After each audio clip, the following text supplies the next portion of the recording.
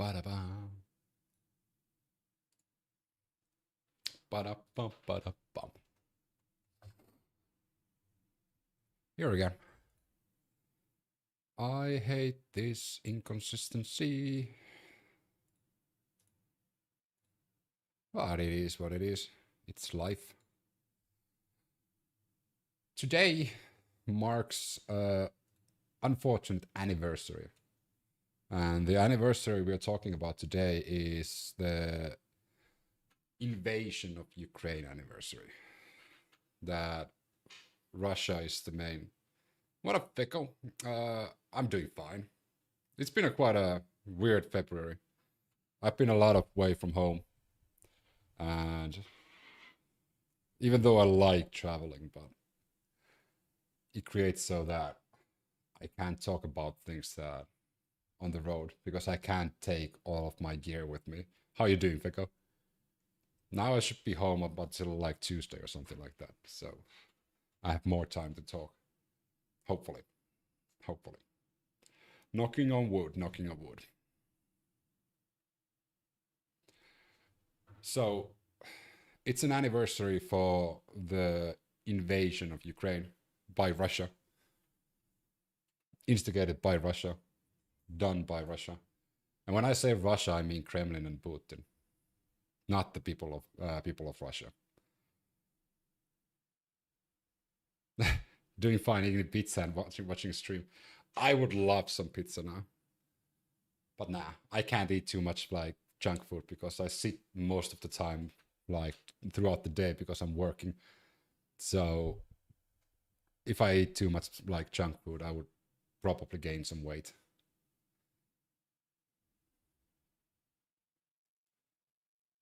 Yes, also people of Russia. I mean, unfortunate. Anybody who's followed Russia, like politics in Russia, knows that, and knows people from Russia, like I do.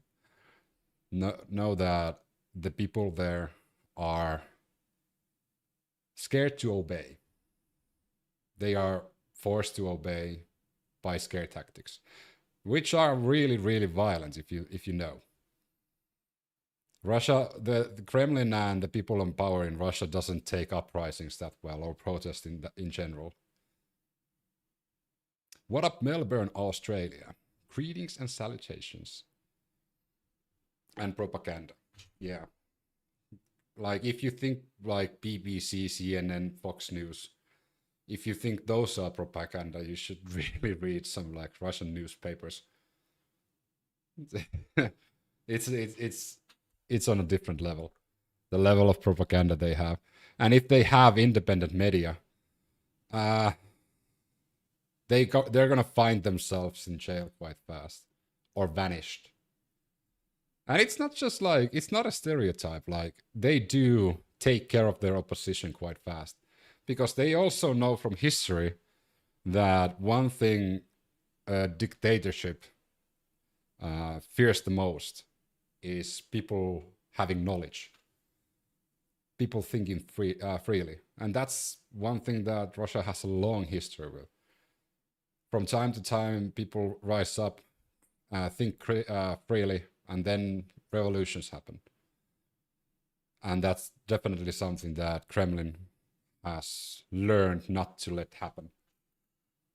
So I don't know what it's gonna require for like Russia to get out of that loop.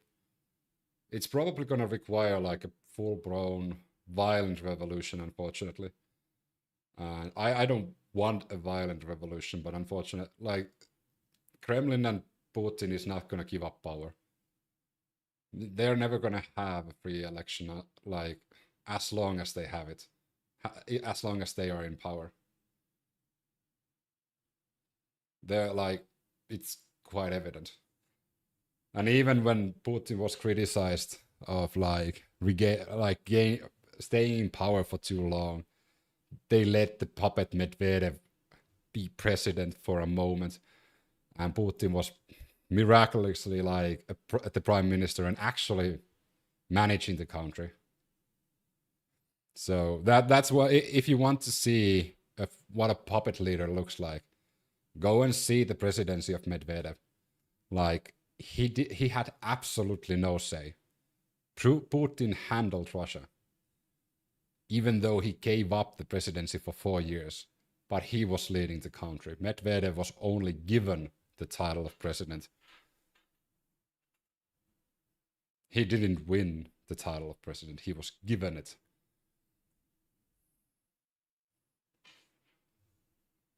But that's how Russia rolls.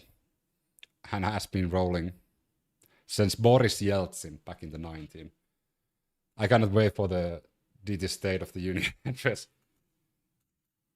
I mean, it's sad that it's gonna start so late. I have bingo cards ready. We can go through those now. So, I have some State of the Union bingo cards. What are things that Trump is going to say? And I have to say, reading through this, yeah, 100%, like, they're all gonna happen. What order, though? So in that bingo card, you leftists think you got this all worked out. What the fuck are you talking about, Wicked Ways? Like, what are you, like, that message means nothing. You're just an angry troll, and that means absolutely nothing. You don't even, that's not even a statement, that's not a question, that's literally just something you read on Reddit or in dark places in Twitter.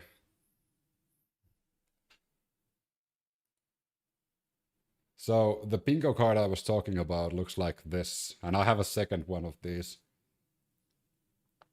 which there's, of course, everybody who has played bingo. I've actually been in a bingo a few times myself.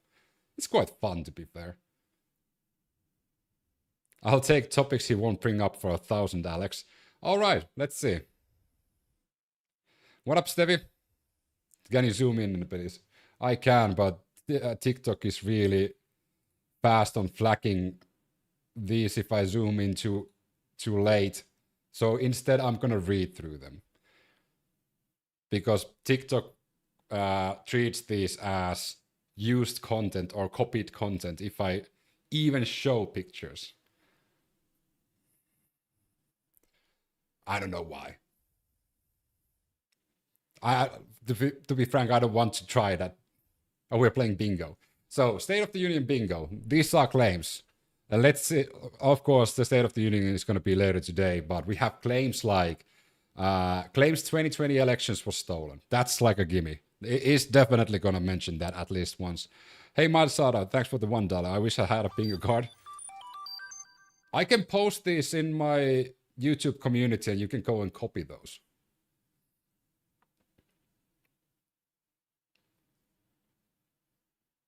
Update Ukraine updates. Okay.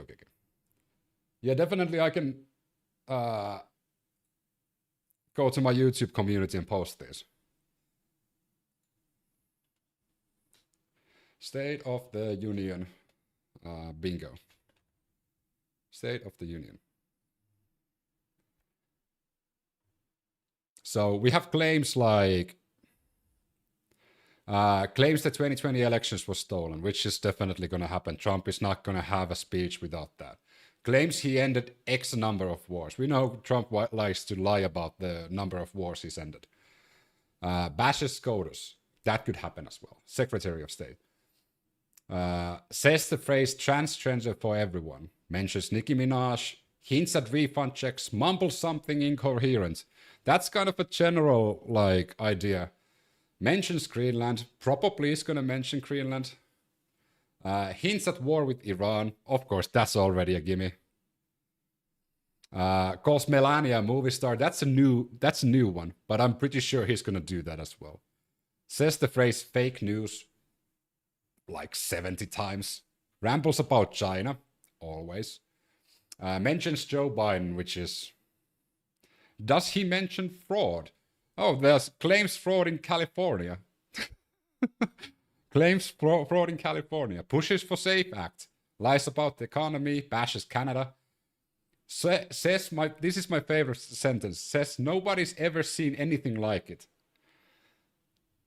Windmills, that probably goes under rambles about China, because we know China has the most wind farms and wind electricity, both inland and offshore.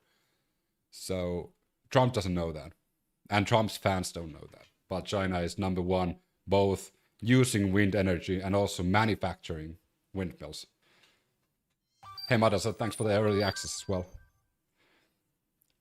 Talk shit about Gavin Newsom. I think the other one, because I have two of these, I can go immediately to the YouTube and post them in the create a post, save image. There we go. And then we have another one, save image. I'm gonna be fast, so I'll just post those images. Oh, one thing I should probably do is put myself on full screen, because you don't, I don't really want you guys to see what I have here. I have some raunchy memes here about Trump, so I don't show up my bias. Just a second, just a second. Bingo card for the State of the Union.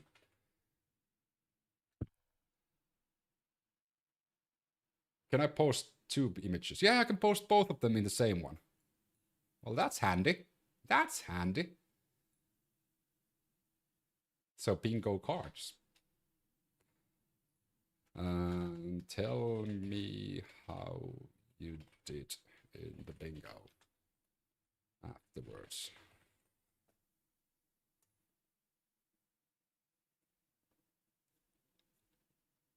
There we go. I can now also share copy.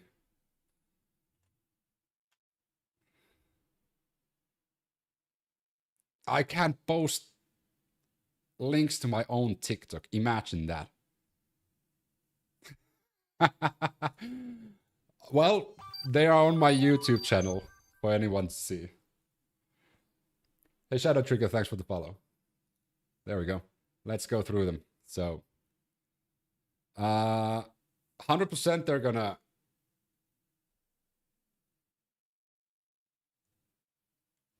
What?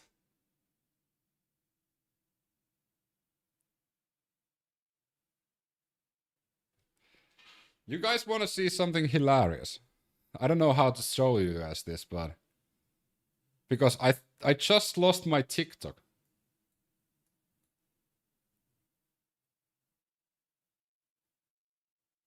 This is too much to like even explain how I lost TikTok, but they're claiming that I'm gambling.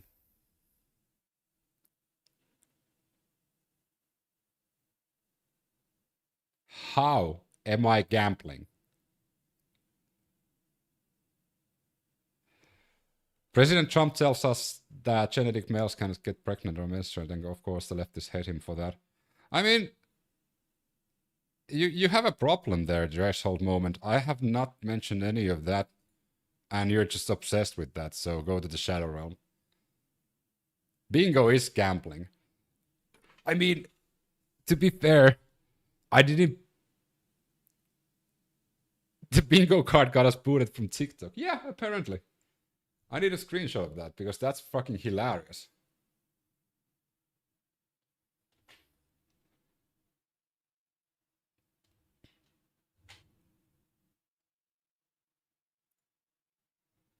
That's freaking hilarious.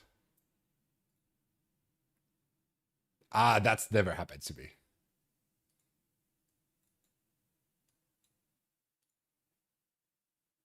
Is this a meme? This is a meme.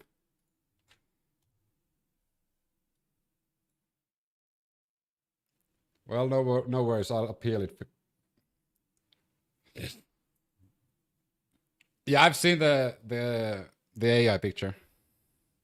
You didn't see that on the bingo card.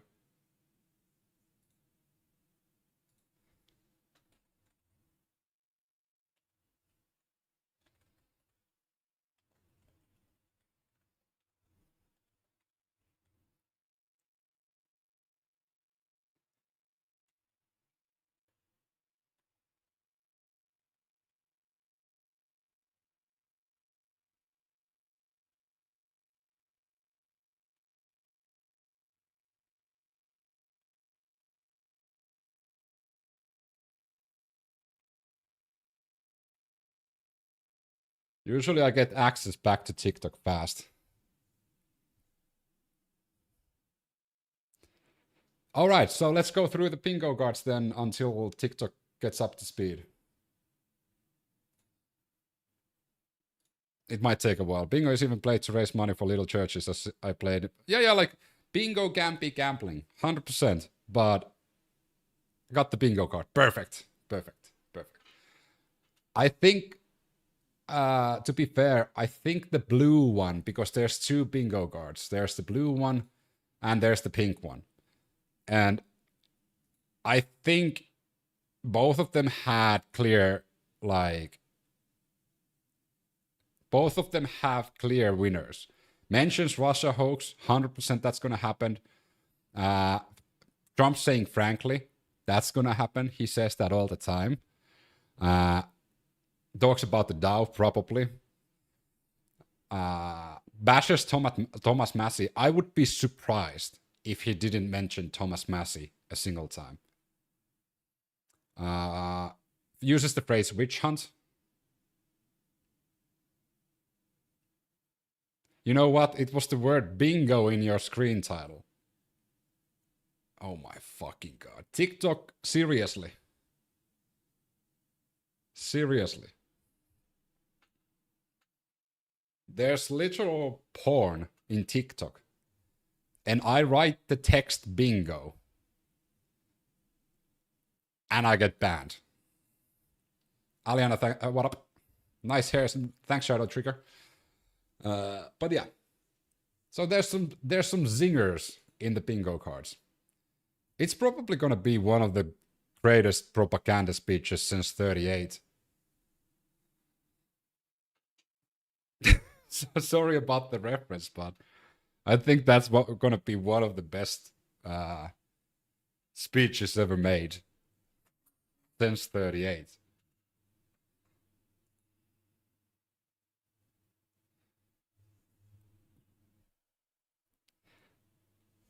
Let's go back to Ukraine.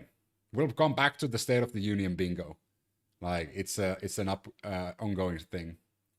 Did they start already? No.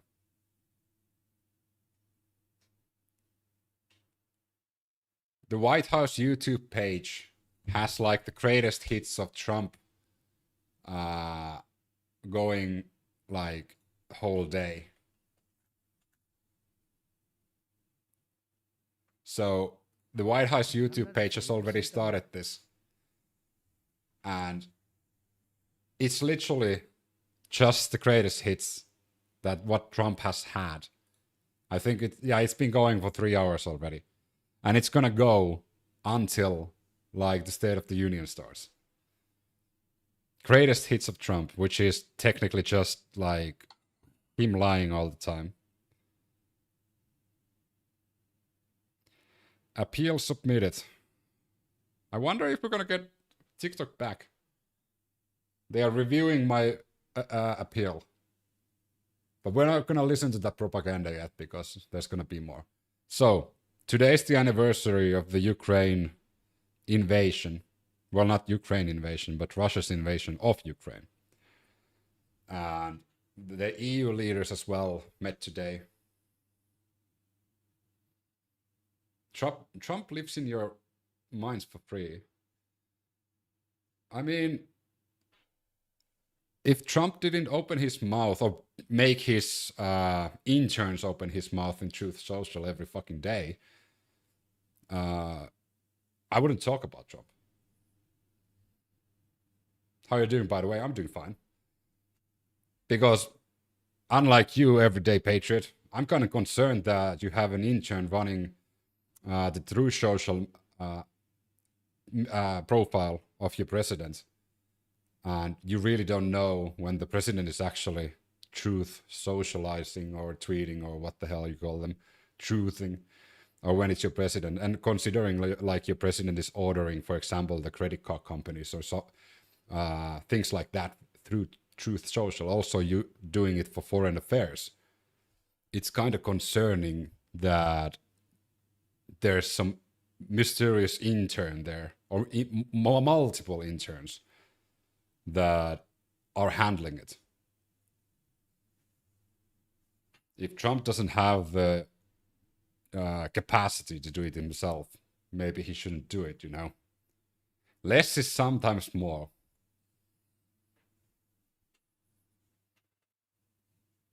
That's something that Trump probably has never heard. But yeah, if Trump wouldn't act like a fucking dumb fuck, I wouldn't have a conversation all the time. And to be fair, we got a really good proof of like why not to trust Trump and the United States just a few days ago when the European Union countries agreed to a tariff percentage. They had an agreement, a contract.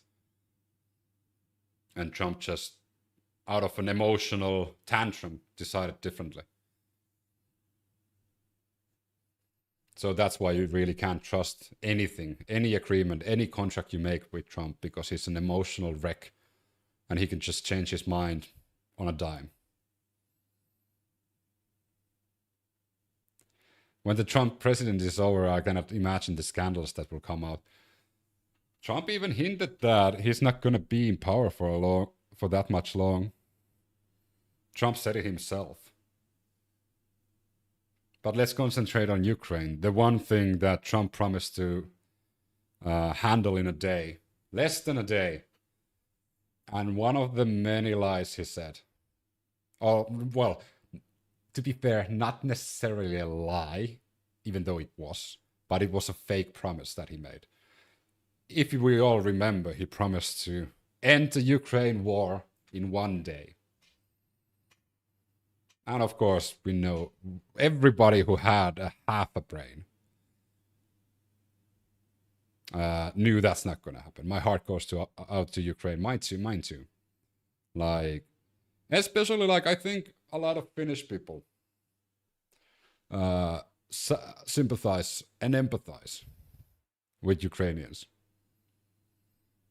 And that's one of the reasons why there's a huge support for Ukraine from Finland. Also from here in Ireland that I live now. I'm Finnish, but I live in Ireland at the moment. So there's a huge support to Ukraine. And I mean, to be fair, it's kind of easy to support Ukraine. They were attacked by a country that is attacking still. And they could end the war at any moment just by retreating. And one side is the aggressor, one is the defender. It's really easy to like stand with Ukraine. They didn't start this. And again, even today, we read from like Putin's own version of State of the Union that Putin is spreading propaganda, and also Medvedev and Lavrov and all of those like Kremlin spokeheads are spreading propaganda and lies that the United Kingdom and France is providing nuclear weapons to Ukraine. Medvedev even posted about like exploding a nuclear missile. Oh, that was a mispronunciation of Medvedev. I wonder if he deleted already.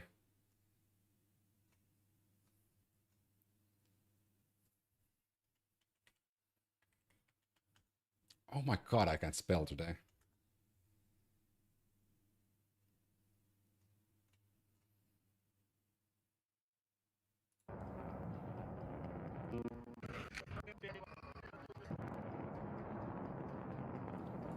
Russia will have to use nuclear weapons against Ukraine as well as the United Kingdom and France if nuclear technologies are transferred to Kiev. Oh, I didn't realize you're Finnish. You have a really good perspective and understanding of what's happening. Not Carrotta.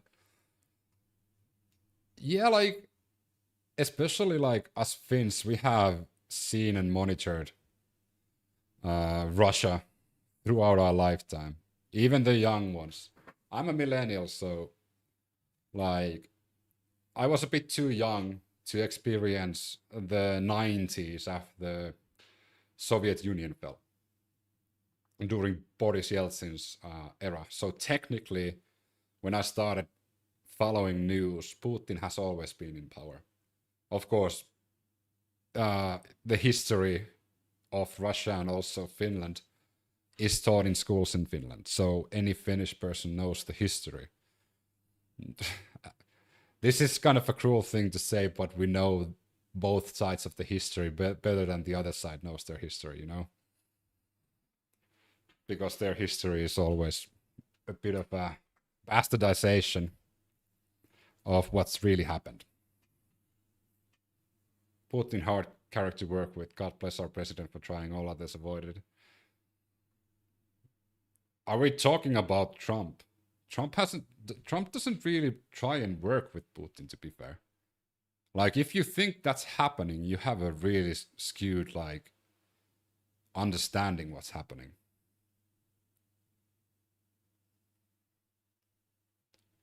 Like, no offense, but Trump isn't trying to work with Putin. You should probably see Witkov's, for example, the special envoy Witkov, who was selected to be the envoy of Russia. You should probably investigate a bit, like, their tying ins with Russia. Kushner was not another one that wasn't a surprise that was selected. And Trump hasn't really been working together with Ukraine that much. And no wonder, because he aligns more with Putin than Ukraine. His interest is in Russia.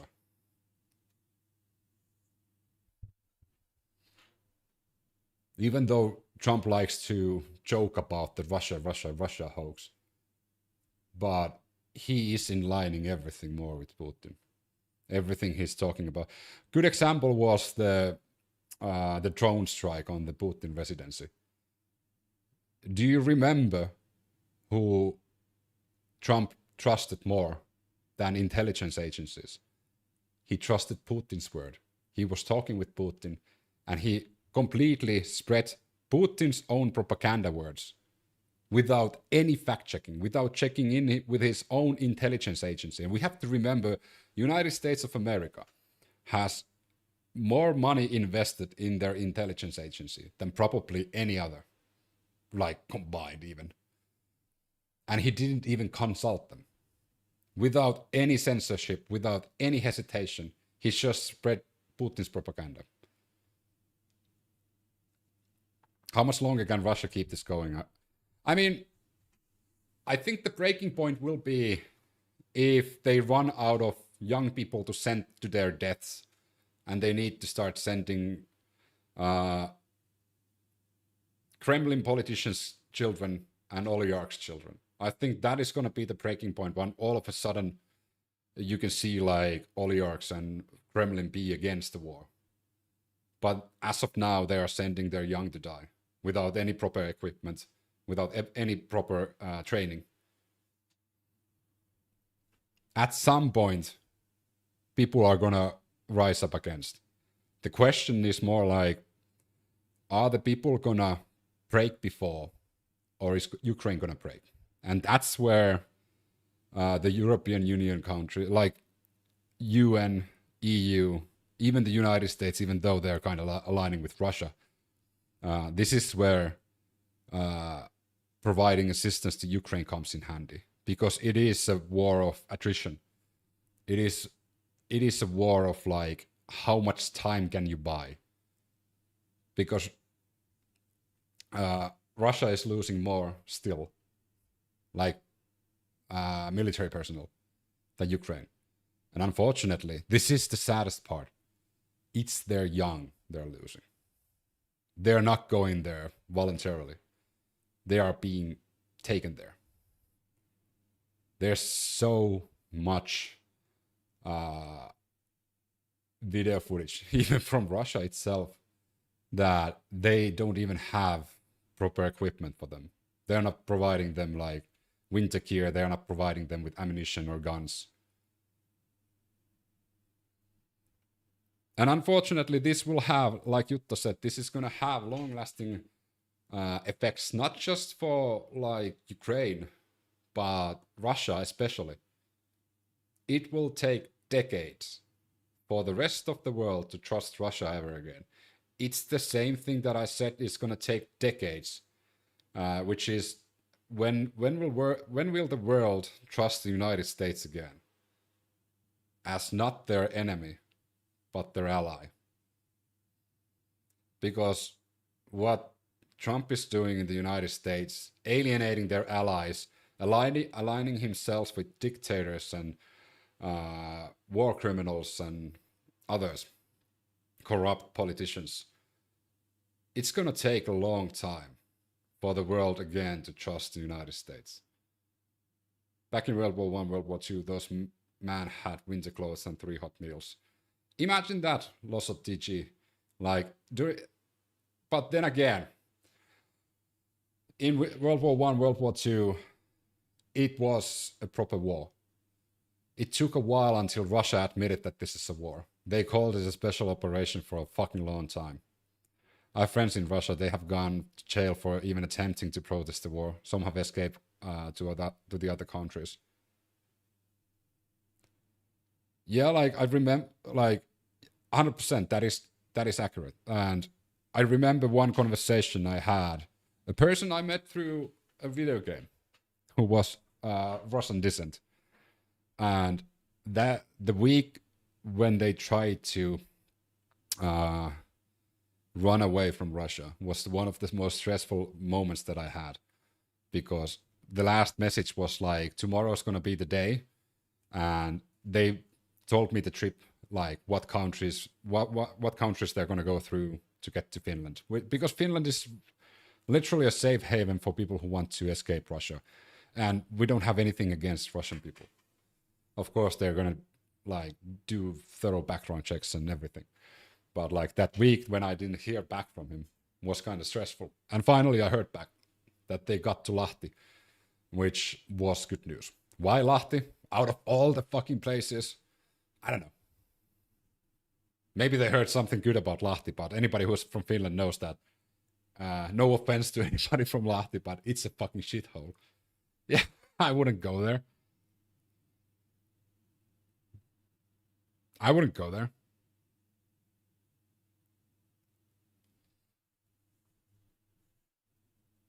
But yeah, there are people getting away from the horrors of their government just sending people to die.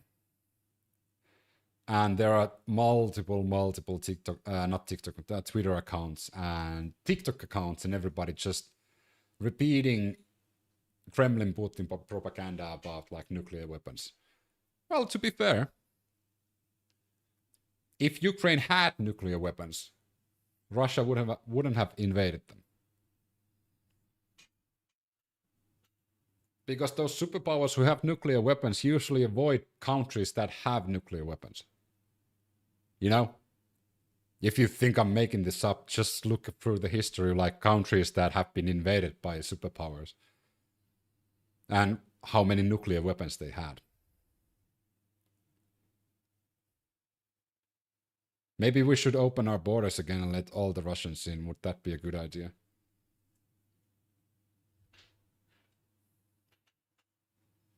That kind of wasn't what I was saying, but if you can make sure that, because Russia is an expert in hybrid warfare, and that's probably a weird term for anybody who hasn't followed this war, but Russia is an expert in hybrid warfare, so opening up the border is not a good idea. And if you think I said that, you misunderstood what I said. If Russia agrees to leave Ukraine and Ukraine agrees to join NATO, would that be a good deal?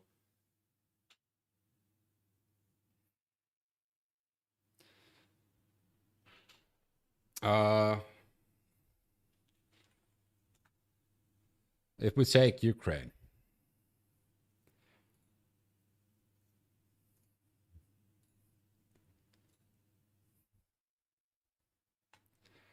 so if we take February 2026, if Russia leaves Ukraine and creates a buffer zone on their own territory, not Ukraine's territory, if Russia creates a buffer zone, a safe zone around Ukraine, then Ukraine makes the promise of not joining NATO. I think that would be a good deal.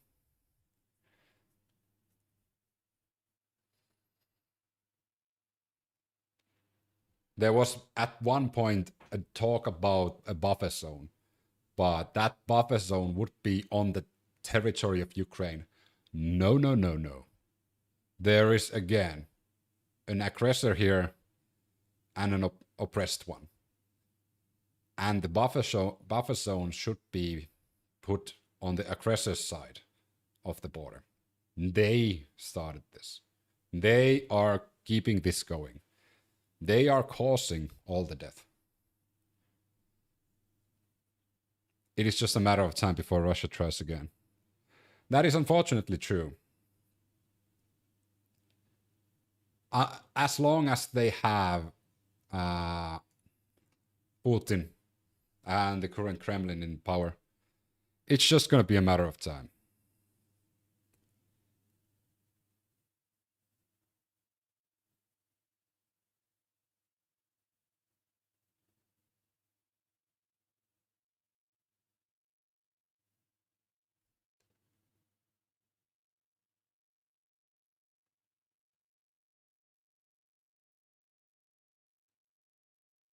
Okay, so I got a sentence from TikTok.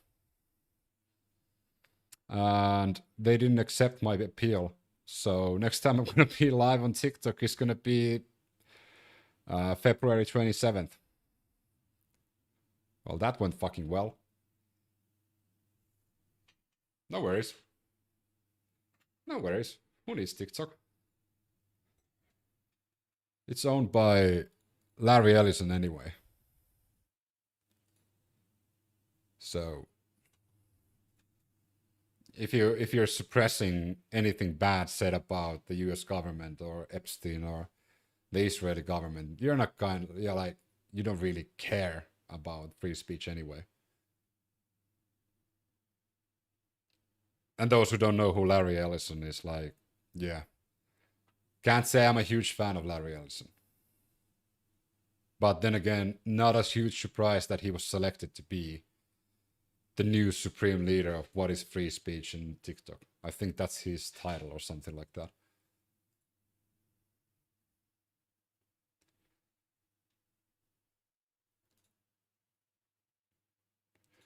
So let's talk more about Ukraine. Zelensky. Zelensky posted a lot of good tweets today. Because there was the meeting amongst the EU leaders and also Ukraine. And of course, there were all major parties there. The only ones that were missing were the usual suspects that are actually in the payroll of Putin, which is Viktor Orban and the current Slovakian PM, I think.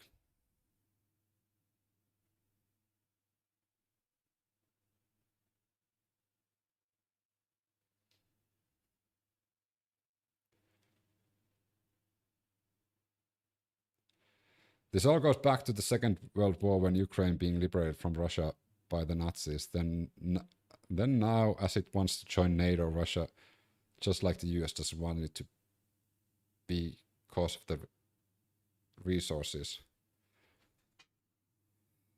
That's why, as any sovereign country, we live in 2026. What the fuck in 2026? Nobody needs to butt in other countries' business. Ukraine wasn't a threat.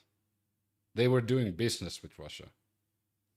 If Ukraine decides the best course of action for their country is to also expand their business outwards, it's their fucking business, you know. The same goes for Greenland and the same goes for Venezuela. The same goes for any single country. If you feel that's a threat to you, maybe you should make your deal better with them. Maybe you should push for, I don't know, more business with that specific country. But nope. The best course of actions for these superpowers, Russia and United States, and there's multiple more, are, well, military action.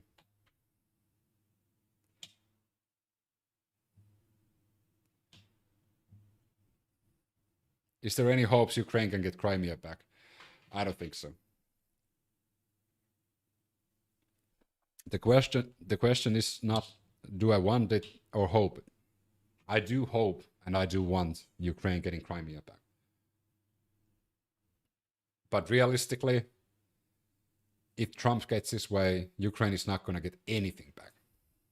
Self-determination is important, 100%. Ukraine was under Russia's boot for centuries.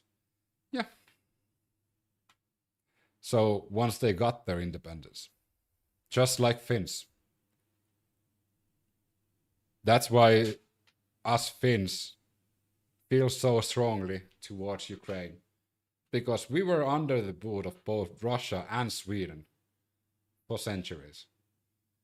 And when we finally got our independence, it was so fucking important for us. It took us a long time to get out of the influence of Soviet Union. It took, well, to be fair, it took for the Soviet Union to fall for us to get outside the influence of the Soviet Union. That's what it took.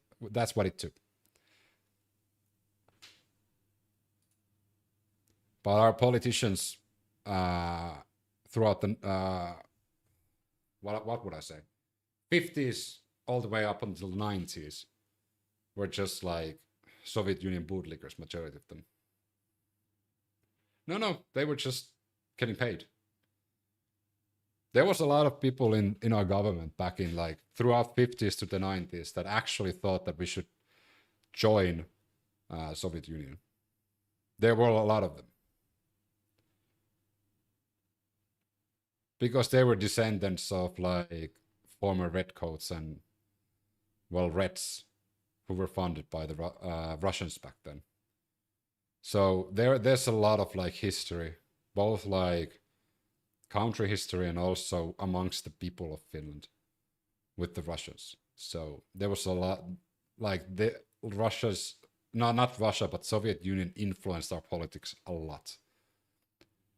Through propaganda, of course, but also through lobbying, corruption, whatever you want to call it. So Finland was, that's why once Soviet Union fell and we actually was finally free, even though we had our independence like before that, but I think the first time we could actually consider ourselves completely free from Russia's influence or Soviet Union's influence was when Soviet Union fell.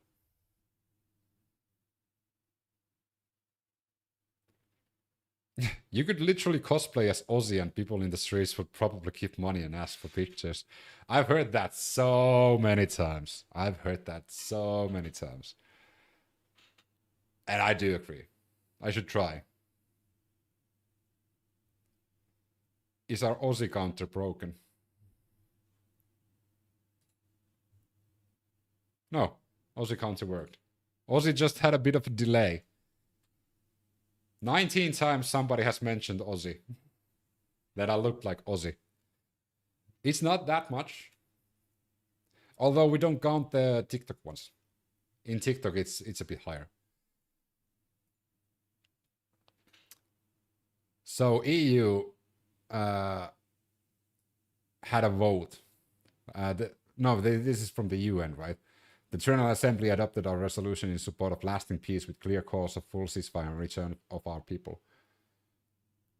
It's not a surprise when you're looking at the countries that were absent and also against.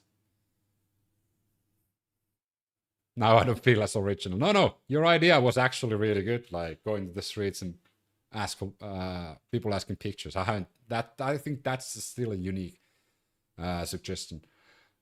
Usually people just point out that I look like Ozzy and also that why did I fake my death and things like that.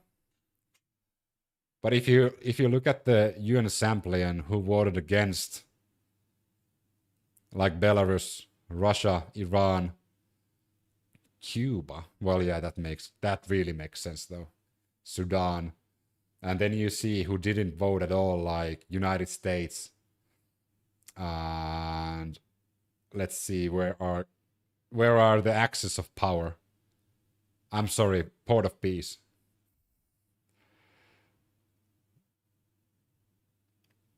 Brazil didn't. Oh yeah, that kind of again makes sense. China is there. Hungary, India, Iraq, Kazakhstan. Yeah, we see a pattern here. We see a pattern here. I'm really proud that both of my countries voted yes, which is Finland and Ireland. What are your thoughts of Karelia?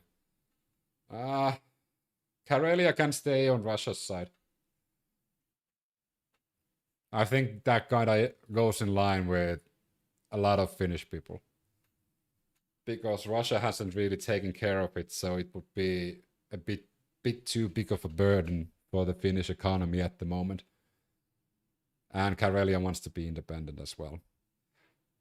But if the Finnish economy was in a better place, like a way better place, and Russia collapsed, we could take Karelia back. But unfortunately, that's just like, that's fantasy. Because the current government and the governments before that has really fucked up the economy in Finland. So I don't think we're going to be in a financial situation for years that we can even think about that. There is a running joke in Finland that everybody wants Karelia back, but that's just a joke.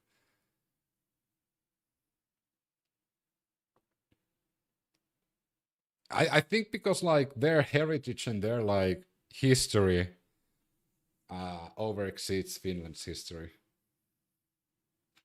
And also because they don't really, it's been in the middle for a while.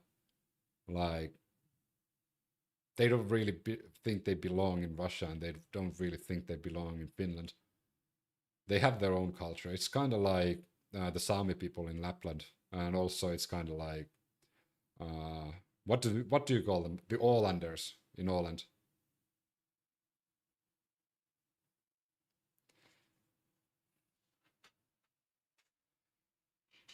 Ålanders. I don't know if that's a correct term there, but the Ålanders.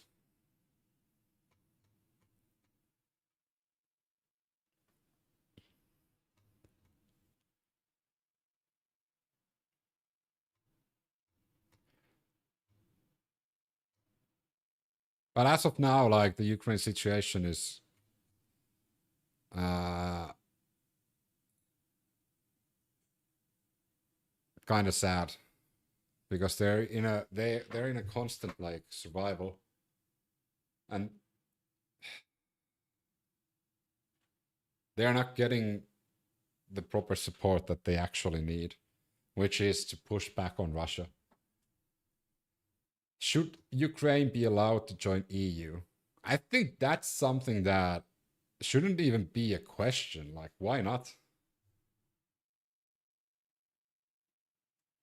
Like, it's baffling to me that we're having a conversation that if Ukraine should be allowed to join the European Union or not. Of course, there's like the usual suspects that are pushing to against it, like Slovakia and Hungary.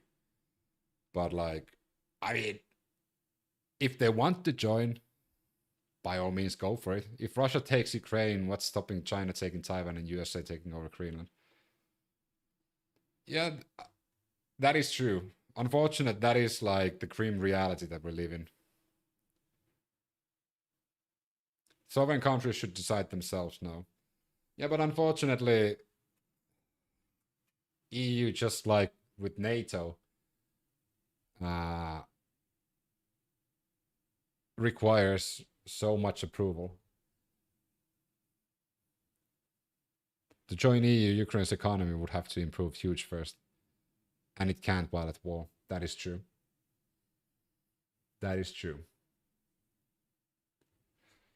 But then again, we have those frozen assets from Russia. We could use that.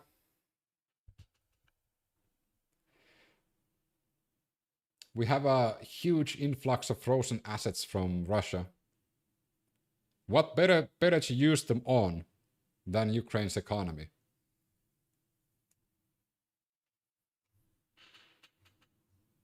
It's baffling that that's not even like something that everybody agrees with. Alyssa is here. Bye.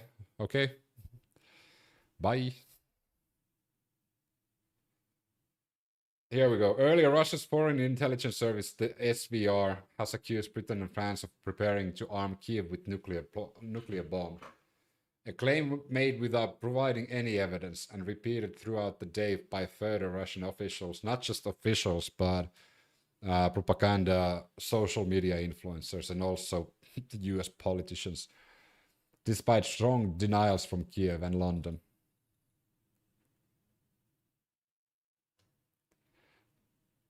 Why? Like, that's the thing, like, the sort of lies that Russia sends out is so fucking outlandish that, like, no sane person believes them. And every time you hear something about Russia that sounds like too crazy to be true, they usually are. Thank you for the informative chat. Had to go. Cheers. Hey, thanks for dropping by, Claypunk.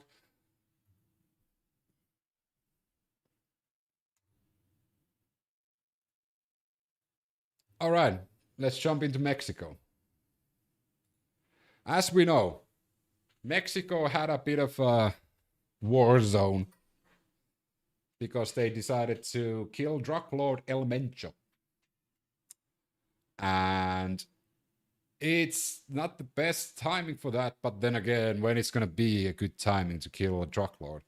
But unfortunately for Mexico, that made it so that there was a bit of almost a war. Well, it was kind of a war.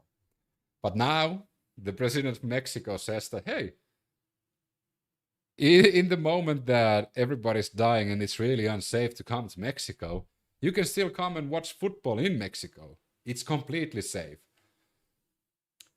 I'm going to press X on doubt on that one. I'm not 100% sure that I can trust that it would be safe to go to Mexico this moment.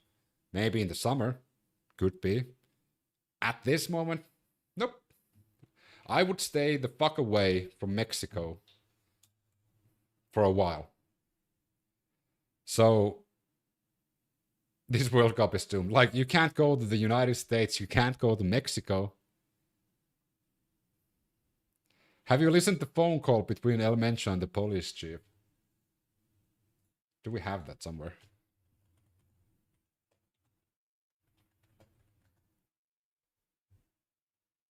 Hey, ¿quién habla?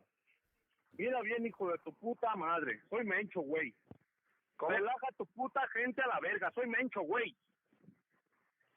Relaja tus putas partidas. Si no, te voy a partir tu madre, tienes toda tu bola de perros. Te tengo identificado 30 güeyes. Hasta tus putos perros te voy a matar si no te relajas, güey. ¿Cómo ves? Ya está, señor. Ahorita los bajo. Oh, no cuelgues, hijo de la verga. Te tengo ubicado en Chacala, güey. No le estoy colgando, le estoy diciendo, ahorita los bajo. Póngase bien las pilas, güey. ¿Qué es que le cuesta ser amigo, cabrón? ¿Uno no se mete con ustedes para que se pasen de verga? No, señor. Ahorita yo se las bajo. Pongan, mire, revíremeles a todos los hijos de su puta madre, porque todos agarran dinero y son buenos de puercos. Sí, es lo que me están diciendo. Se me ponen a tiro. Ustedes primero que vas a marchar por ellos, León. No, señor. ¿Vale? No, señor, no se trata de eso. Váyase a la verga, porque aquí los vergazos están al 220, ya se la sabe. Y miedo no hay. No, señor, no se trata de eso. Ahorita yo lo sabré. Entonces, si quieren amistad, aquí va a tener un amigazo, cabrón. Si no, a chingar a su madre a la verga. Pongan esas pilas. A la verga de que no entiendan, loco. This just proves, like, the thing that... I mean, this isn't a surprise, at least for me. And I think a lot of people... around the world, that the police in Mexico and also the government in Mexico is super fucking corrupt. Usually by fear from the drug cartels. Like, this phone call doesn't really surprise me. And it shouldn't surprise anybody. This has been going on for a while. And well, as Elementor mentioned in the phone call, they know where the police live, they know their family, they know everything, just because they can extort them and threaten them if required, if they don't stay in line. Typical scare tactics. And also, they are willing to do that. They don't care who they kill. They just need to get their way.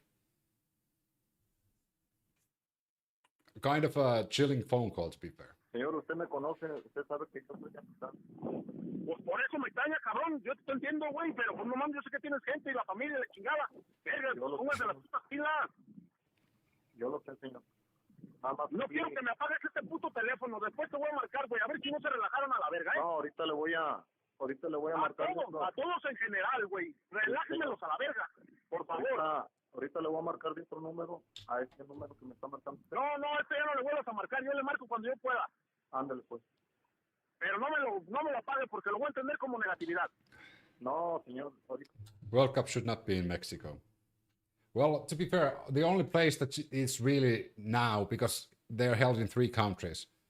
So the only one that, if you want to really go to watch World Cup, would be Canada. So out of the three countries, 2 countries have fucked up their shit so much that one country has already gotten a lot of like people returning and declining their travels to the country and also participating in watching the matches. Then we have this country that started the war, which is kind of like, don't get me wrong, killing Elementor, good thing. Unfortunately, everybody knew what's going to happen when you do this, which is the cartel will react to this. I love the cartel leader still has manners, por favor. I mean,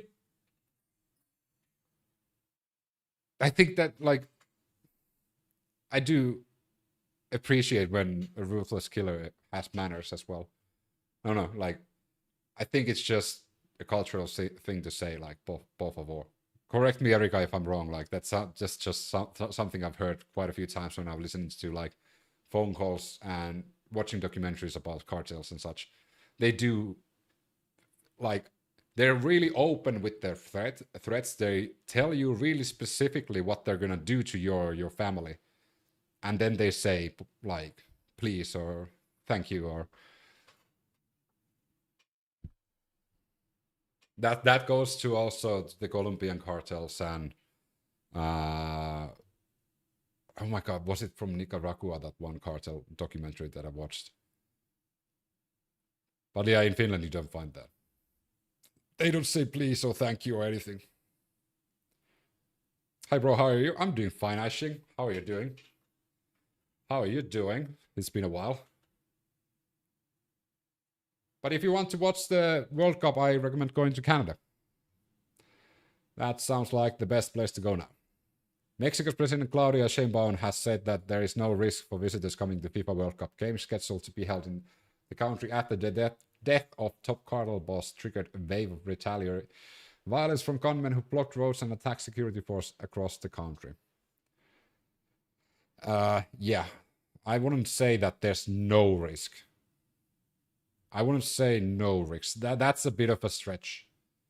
I would say that there is some risk.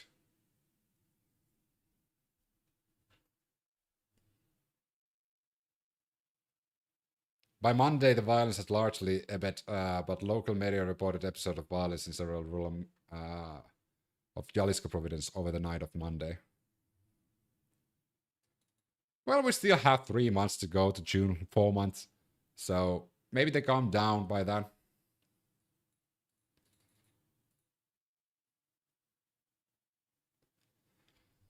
But yeah, the only real safe place to visit to watch the World Cup without the risk of like being detained and sent to CSAT in El Salvador because you have memes of Trump would be Canada. And I think Canada would be kind of nice to go also in the summertime. I don't mind the winter though. Yeah, I read the Pakistan attacked and killed civilians in Afghanistan. I read that news. Pakistan also needs to fucking chill the fuck down. Like, does the world think that now that you see these armed conflicts everywhere, that everybody just has the right to fucking attack anyone? I guess they do think that, because if you think, like, if you watch what's happening and what's being allowed, like, attacking other countries has become the norm. Or invading other countries. And it's kind of like Russia with Ukraine, Israel killing tens of thousands without any consequences. Israel attacking Iran, Israel attacking Lebanon, Israel attacking Jordan, Israel attacking Syria. Huh. That's a bit of a long list of countries. US invading Venezuela. They literally killed 7 kids out of 18 dead.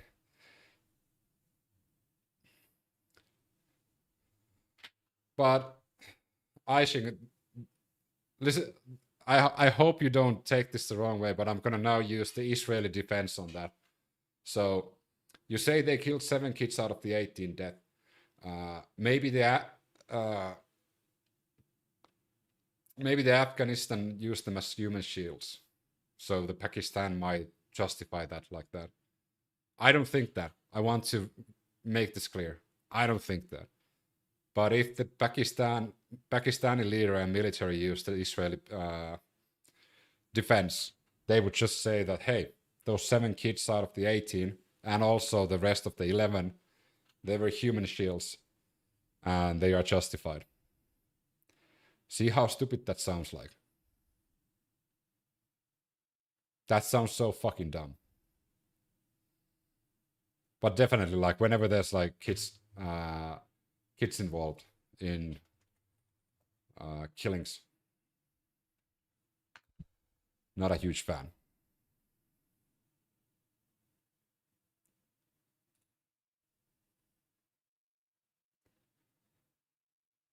I think that literally happened in Gaza just a week ago. They broke that record by quite a lot. There was a 10 days old baby killed in Gaza by IDF. And they said that it was a human shield. That was the defense they used. I do agree. How can a 2-year-old hold a gun? No children should ever be targeted. And anyone who targets children are fucking monsters. And they are literally purposely targeting them.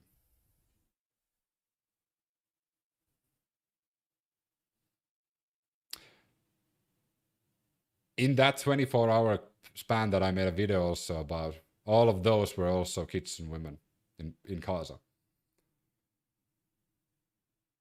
But here is the thing.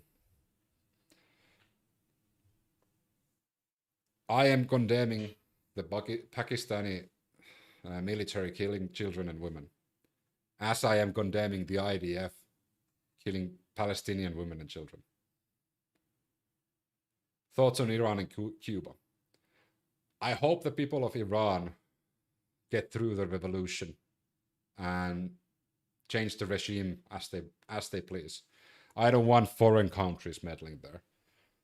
Cuba, according to a lot of sources, is crumpling down at the moment. But as any time a country is crumpling down, that means that foreign countries are going to swoop in and trying to influence what happens. In Cuba, it's the same thing. I hope the people rise up, take over, and dictate the future of their country without outside influence.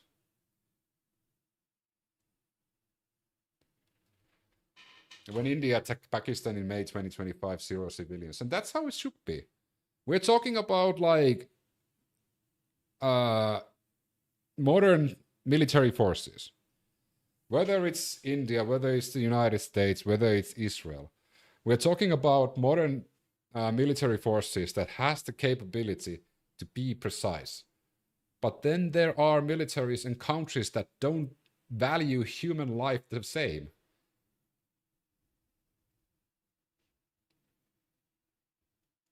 Then there's military leaders, government leaders of countries that don't value every single human life the same. They have the main means and capabilities to avoid civilian casualties. They can avoid killing 10-day-old babies.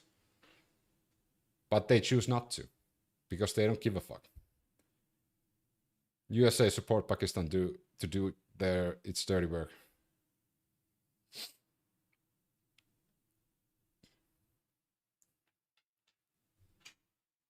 Yeah, I've briefly browsed through the Bangladeshi genocide in 1971.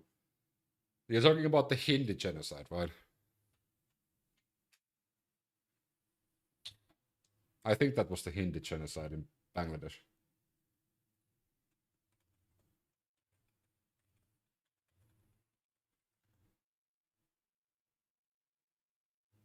We're talking about the same thing, right? Yeah.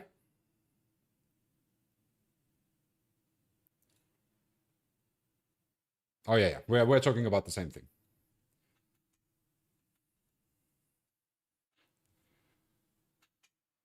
The Hindi genocide in Bangladesh.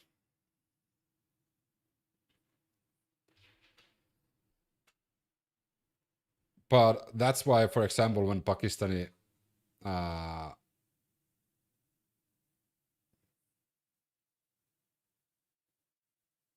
added to the list. What did you add to the list? Now, oh, you're talking about a different one then. But there was a Hindi genocide that I read. See you soon, okay?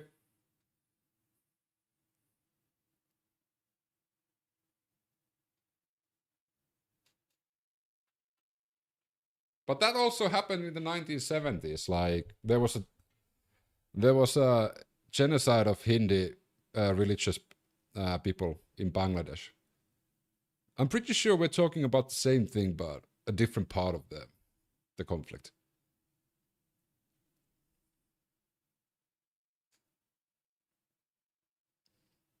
Like a large group of Hindis were wiped out in Bangladesh.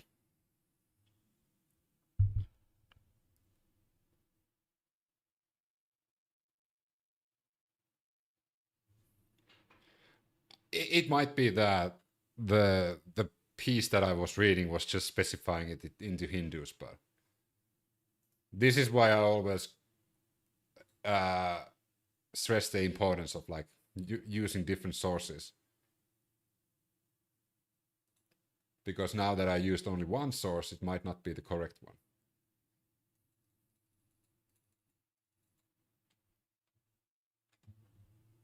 Yeah.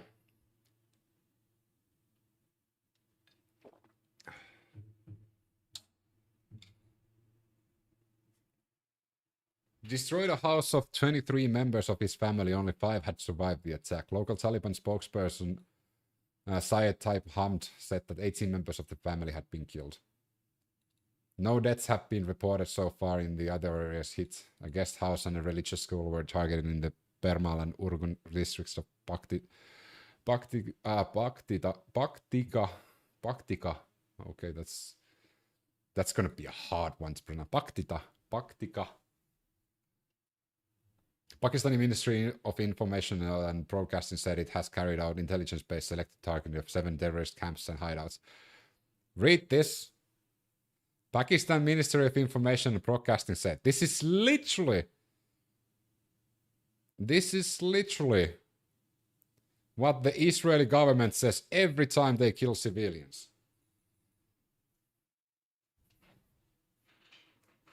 In a statement on X, it said that the targets included members of the band Tehreek-e-Taliban Pakistan, which is the government refers to as Fitna Kawari, along with the affiliates of the Islamic State Khorasan province.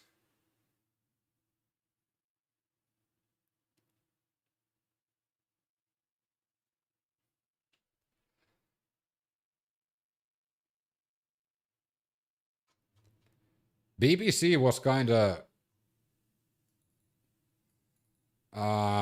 conservative about their reporting of it.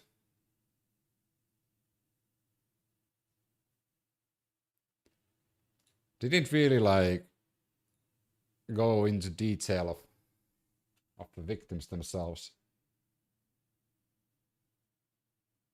There we go. RTE, the Irish broadcasters at least say 12 children and teenagers were among the 17 people killed. BBC is definitely not conservative, lol. I don't think they have the ability to be... I mean, they were quite... they were not releasing any statements about the victims and what they represented.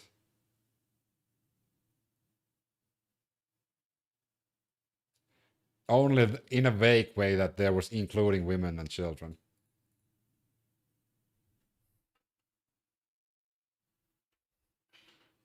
I think the reason why BBC in this instance was a bit conservative when they reported that was because they understand their history in that region and they can't really take sides. You know? It might be. Do we think that BBC has a backbone? I don't think so. But they might understand the past, that how they reported and everything. So they might, that for that reason, they might try and be a bit more like reserved about their reporting. Not to cause an uproar, not to reopen any old wounds, you know. Only Pakistan can compete with Trump in lying.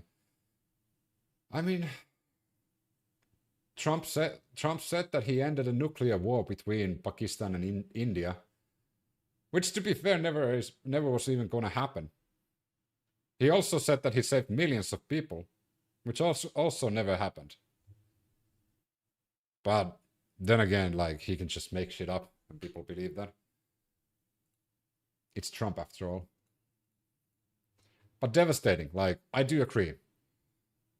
And, okay, you want to play a devil's advocate. Let's play the devil's advocate. Trump can't end shit. Especially he can't end shit because he shits his pants from time to time, so he can't even end shit. So, no, don't do it. I'll play the devil's advocate. So, this is my train of thought because, like, targeting terrorists. Yeah, go for it. Be precise. Kill those terrorists. We were, like, for example, SEAL Team 6 went to Pakistan and kill Osama bin Laden. Bada bing, bada boom. And get the fuck out. You can go and steal Maduro. Kill the security forces, not civilians. I think there was like 1 or 2 civilian casualties in that. You can do precision strikes. That's 100%. Like, if you're attacking terrorists, go for it. When you kill women and children, even if they are the children of terrorists or children, well, the like wives of terrorists or sisters or any mothers, I can't agree with that.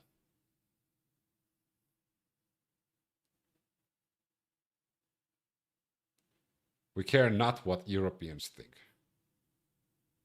Okay, cool story, bro.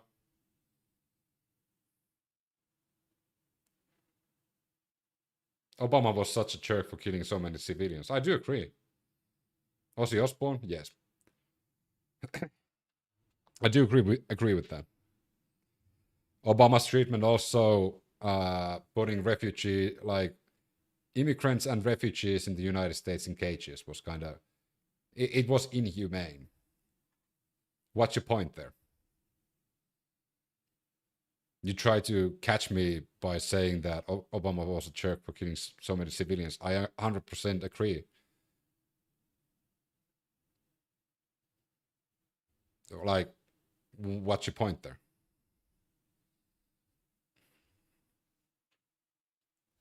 You think because I'm not a huge fan of Trump that I liked Obama? No. Like, Obama did things good. Obama also did a lot of bad things. For example, drone strikes on US citizens. Not a huge fan of that.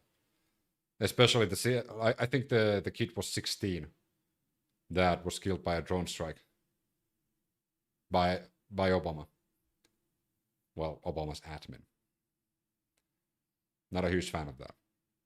Also not a huge fan that all of the administrations are funding the genocide in Gaza. So every single president since the 1950s has blood in their hands.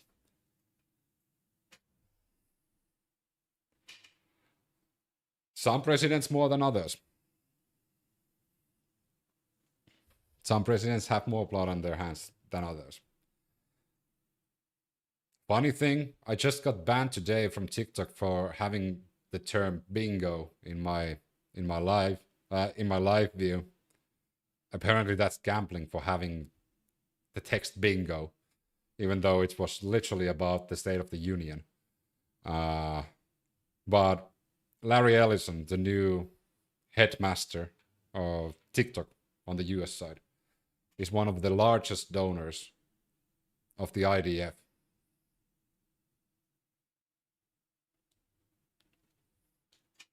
We are the evil empire. We're ready to end that title.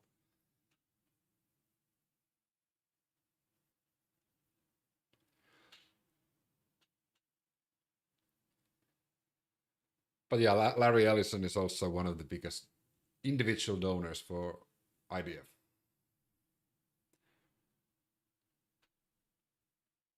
I want to emphasize again, I know there's a lot of people who are critical of Israel, and they're talking, they're critical of Israel and also making a blanket statement that includes everybody, like Jewish people and also the people of Israel. I'm not one of those. So if you hate Jews or if you hate the people of Israel, I might not be your cup of tea. I just fucking hate the Israeli government, IDF, and especially Netanyahu. Has nothing to do with their ethnicity. It doesn't have anything to do with their religion.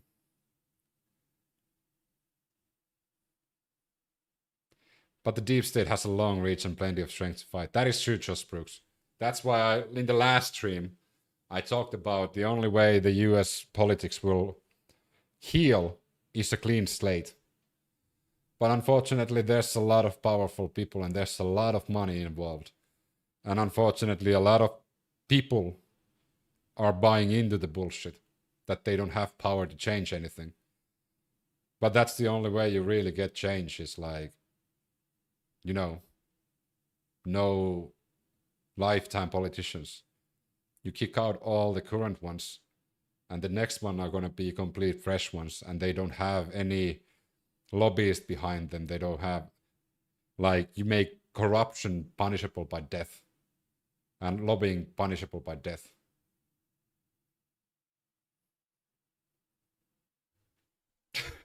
I might be a bit drastic with my measures against corruption, but I am so fucking tired of people, like, not only in the United States, but here in Ireland and even in Finland, like, god fucking damn it. They have private armies and weapons of mass destruction, and the deep state will destroy everything if they can. I think a lot of countries around the world need some revolution. Not rooting for a violent uprising, but a bit of like, I heard from a reliable source here in Ireland that a lot of youth are listening to what I say. Not locally, technically, but not across Ireland. But there are quite a few. Not many yet, but they are slowly understanding that their future is fucked, thanks to the old generation doing the same thing literally doing the same thing every single election, waiting for different results, and all of a sudden their lives are getting more fucked. And the ones that are paying it off are the youth. There is a light at the end of the tunnel, though. What's the light? I have a lot of faith. Insanity, yes, that is the definition of insanity. Repeating the same exact thing, expecting different results.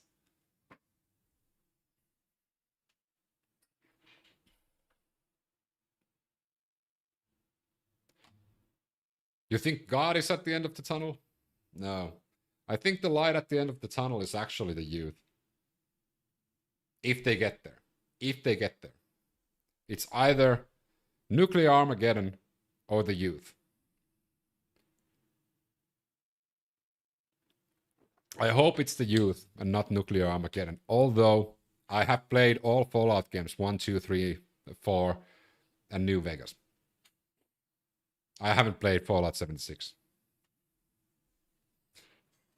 So I'm really well equipped for nuclear Armageddon and like the nuclear wasteland.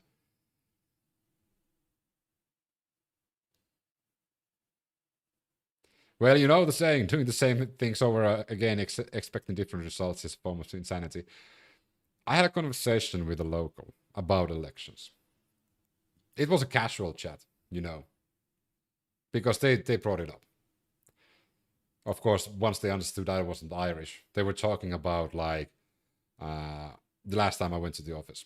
They were talking about stupid decisions made by the parliament, by the MPs, and we were having a conversation about like elections, and I asked like, who did you vote for? And it was the same party that is in power at the moment. I was like, okay, why did you vote for them? Well, I voted them last time, so might as well vote for this time as well, because the others won't win, because this is the biggest party. So if you don't vote them, your vote is kind of irrelevant. And I was like, huh, interesting. Who did your parents vote for? The same party. Then I was like, so you technically are just a generational voter. You're following the voters' footsteps. Why vote for anything else? Because this party is going to win anyways. And then if you have, let's say, a few hundred thousands or even millions of people thinking the same thing, nothing's ever going to change. Josh Brooks, that was a sub. Like, and this is one thing that when the Irish elections are around the corner, I might start pushing more, because in my opinion, I love Ireland. I've been here for 3 years and my plan is to get my citizenship.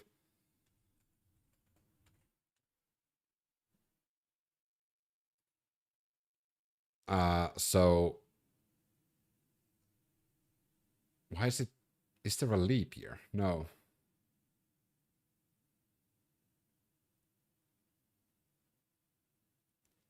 So 2029. It's still a few years. But I'm gonna try and affect that to remind people that, hey, we've had the same fuckers in power for a long time and nothing's changed.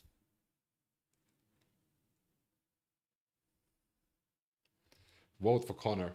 McGregor? Fuck no. Fuck no. I wouldn't fucking vote for them. Vote for Conor McGregor. I know no Irish person that thinks that Conor McGregor is a good person, and I know no Irish person that would actually vote for him. That's the problem with the US. Only two parties, and neither has new ideas and solutions to problems. Oh yeah, I think US is one of the best and worst examples of politics. because the two-party system clearly is one of the worst inventions ever. But you're still sticking with it. Well, I don't know if you live in the US, but you're still sticking with the two-party system. Because if you vote for Democrats, the same fucking corporate lobbyist behind them. If you vote for Republicans, the same fucking corporate lobbyists are behind them.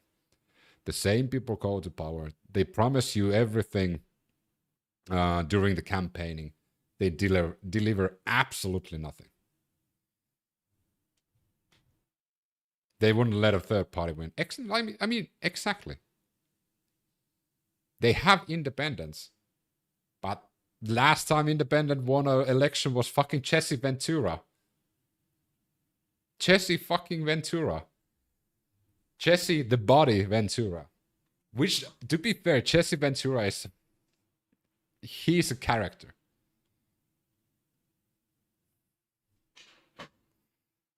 I would love to see Jesse Ventura as president.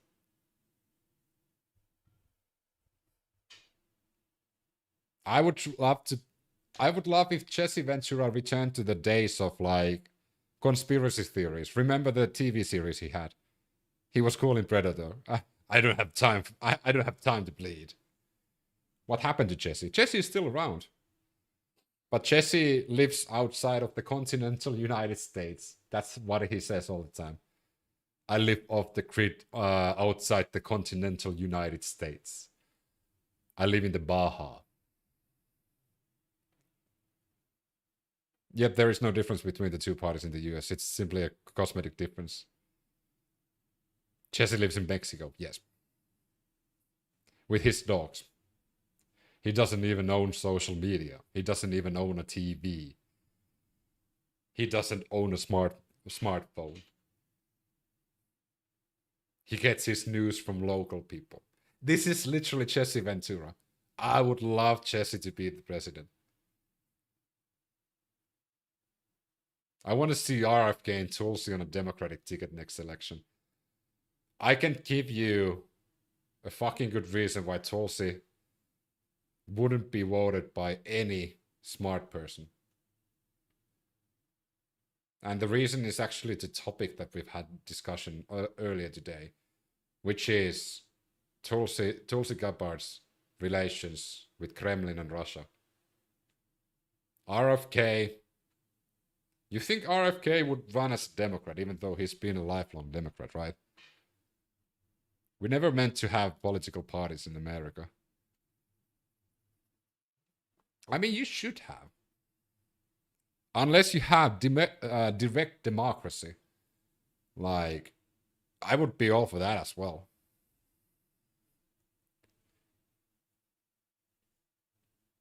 But do you know what would be even better? Like, let's, again, who said I can play the devil's advocate? Josh, I think it was Josh. Yeah, Josh said that I can play the devil's advocate. Once again, I'm playing the devil's advocate. Let's play the hypothetical game. Let's say US never gets rid of Republicans and Democrats, and you'll have the two-party system. If your checks and balances work, that wouldn't mind.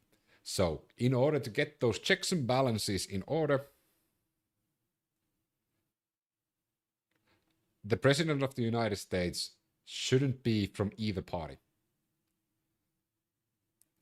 Why that would work is whenever the President of the United States would do something fuckery, the parties would make sure that the President is kept in line. And it wouldn't be like, because he's with my party, I will always vote for him, and because he's against my party, I will always vote against him. So they would always vote and agree on things that are better for the country. And also the president would keep both parties in check, and both parties would keep each other's check. Also, the Department of Justice shouldn't be party associated, and also shouldn't fucking work closely together with the President of the United States. The problem at the moment in America, sorry Americans for a European again lecturing, but you don't have those fucking checks and balances anymore. That's what's fucked up. You don't nobody's held accountable for their fuckery? Nobody. They can just fucking do what they want to. There's another word when we're talking about politics. Tulsi folded when Trump wanted to bomb Iran. She started lying about Iran and their nuclear testing program in order to make Trump happy. And also, like, Tulsi folded about the Venezuela thing. Because if you go to Tulsi's Twitter feed on 2019, it's all about Tulsi talking that you shouldn't invade Venezuela.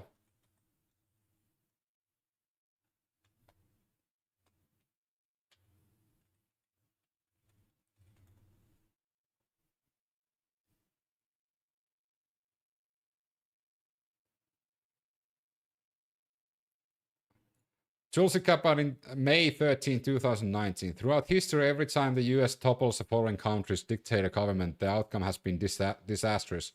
Civil war, military intervention in Venezuela will wreak death and destruction to Venezuelan people and increase tensions that threaten our national security.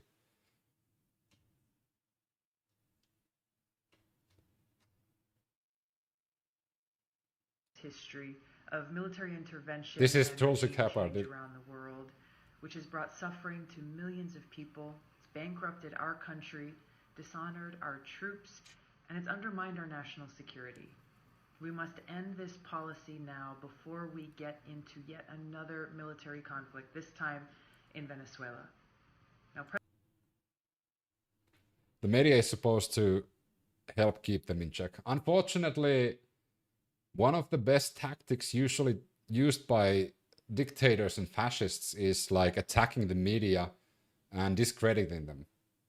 Not saying that Trump is a fascist or a dictator, but that has been the MO of fascists and dictators in the past, is attacking opposition media and only using media that says good things about you, stays in line. That's also a thing Soviet Union did in the past. They only used state media because they could control it. And they selected what was appropriate, what was considered to be facts and truth.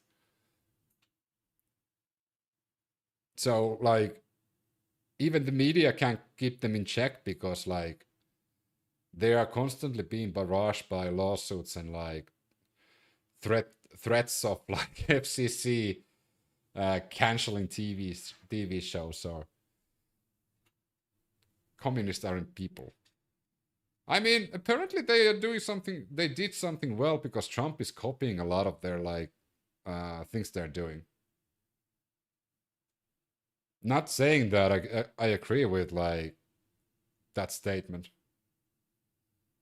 but sorry, Etom, but communists are also people. If Christians are also people, like everybody's a person, you know. If you want to dehumanize people, like, get the fuck out of my chat. That's not what we do here. Because I've been talking against dehumanizing people for so fucking long. They are people. They might be misguided people, but they are people nevertheless. Because again, dehumanizing your enemy, dehumanizing people is a tool that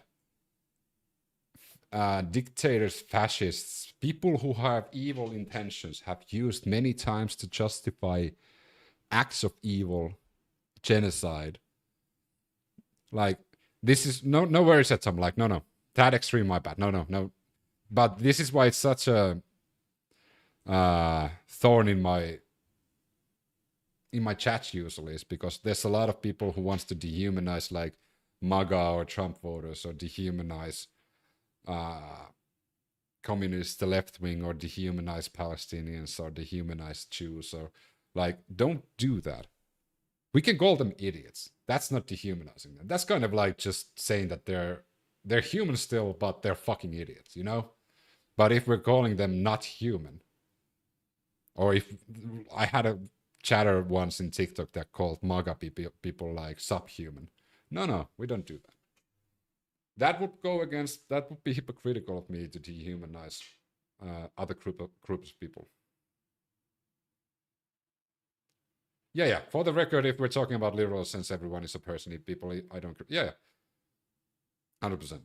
Like that's, for example, when we're talking about why I'm so against the rhetoric used by the Israeli government towards Palestinians, because they are referring Palestinians as human garbage, as cockroaches, as subhuman. They are talking about mowing the lawn when they're killing people, civilians. That is dehumanizing speech. That is making it okay to kill children, women, civilians. That is justifying your acts of evil because you don't consider the people you're killing as humans. Rich, middle class, poor, and homeless is kind of like dehumanizing in a way, no? I mean, rich,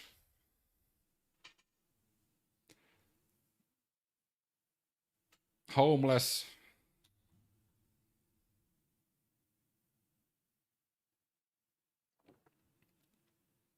those are all considered to be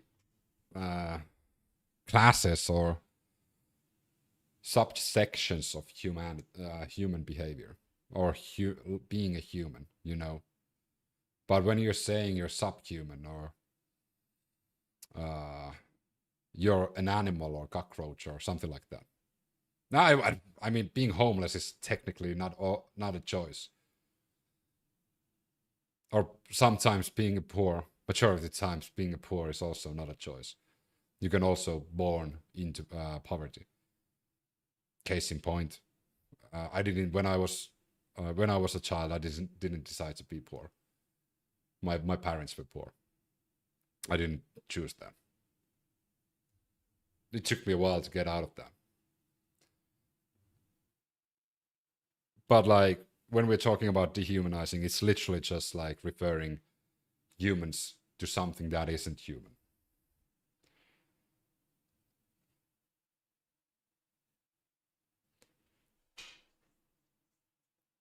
So when you hear me talk about like rich billionaires being fucking evil, yeah, that could be considered to be dehumanizing. That the rich evil, the rich billionaires, the tech oligarchs are cause of a lot of suffering. That could be considered to be, but then again, those are human characteristics that they have. If I said that all tech oligarchs are fucking cockroaches and they deserve to die, that is dehumanizing talk.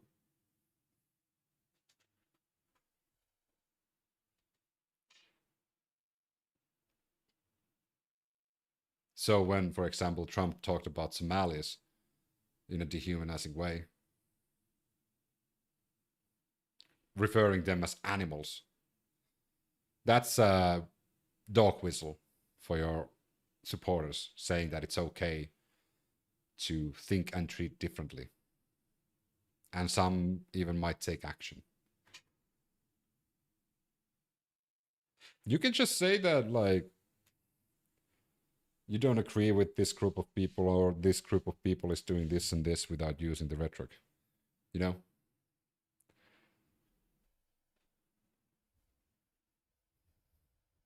We don't need to use that, like, dehumanizing terminology when we're discussing about human life. But it kind of takes the power away, you know? If the IDF said in a statement that, yeah, we enjoy killing children and we enjoy killing babies and women, it kind of sounds a bit different than we would say that every single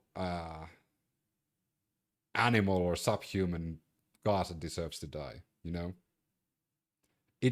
It has a bit of a different ring to them. It would be harder for you to get behind, let's say, Netanyahu or any of the admin in Israel if they said that we love killing children. Or if the cockroach example is the best one. I think that was the foreign minister of Israel that said it a few years ago, that if you had cockroaches in your house, you would really kill them, right? And he was referring to the Palestinians in Gaza. So if that foreign minister said instead that if you had babies in your house, you would kill them, right? It sounds a bit different, doesn't it? So instead of like saying that the real terminology, they use the dehumanizing because it is easier to get behind that. Unless you're thinking about like, hey, there's a reason why they're using this terminology to justify their killings. We're Swedish. We don't. Jag talar inte svenska.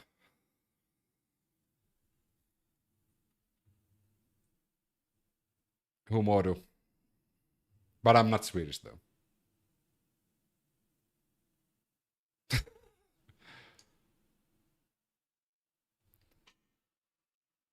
But to be fair, like I've said to my colleagues multiple times, if you want to meet the nicest people in the whole world, highly recommend going to Sweden. Especially the northern parts of Sweden. Like, it's hard to find more polite people than the Swedes. And this rings really true coming from a Finn. And anybody who knows Finnish people, you also know the stereotype that we don't really like the Swedes. But I'm a realistic person, so I don't. Okay. Canada. Yeah. I have to give that like it. Okay, let's give it a tie. Canada and Swedish people. Yeah, I'll give it a tie. Canada and Swedish. Yeah, Canadians and Swedish are like both at the top of the list. Yeah. I'll keep that. To be fair, I kind of forgot about the Canadians. Shouldn't say that.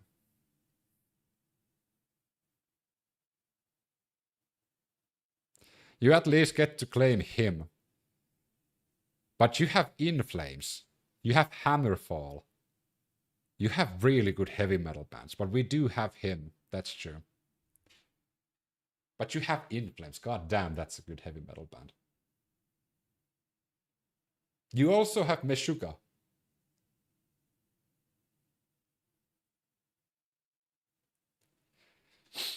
You have Meshuggah. You have In Flames. You have Hammerfall.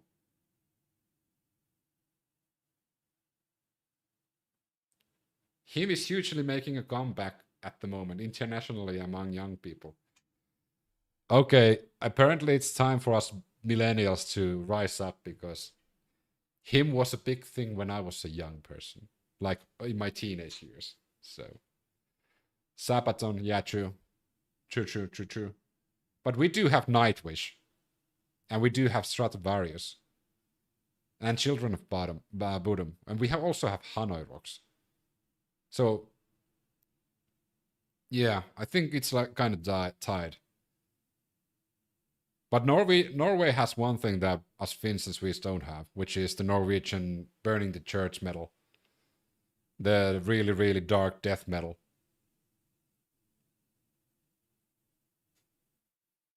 I can't claim any of them as I'm American. However, I got Meshuggah last year, Opeth multiple times. Him was my childhood. What is him? Him is a gothic metal band from Finland.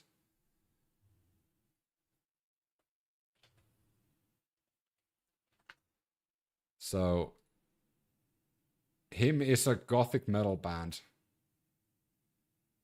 Can it even be called a gothic metal band? I think it's...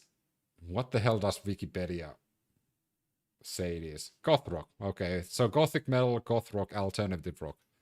I was kind of close. And the reason why they got so super popular was because Bam Margera back in the day. It's love metal, baby. Oh yeah, I remember somebody calling it love metal. Bam Margera made them really, really popular amongst like in the United States.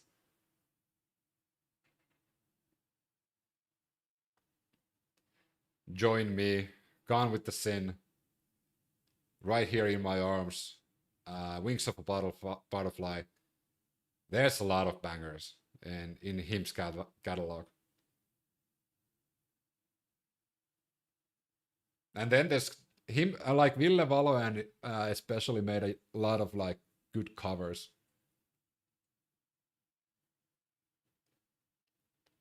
I'm too old, I guess.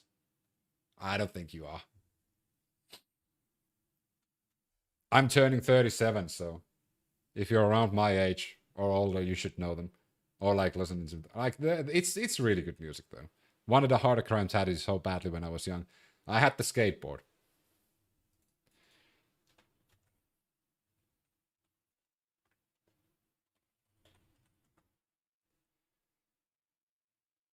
I don't even know if you have the old ones, but I think it was one of the ones that actually read like bam. Probably something like this.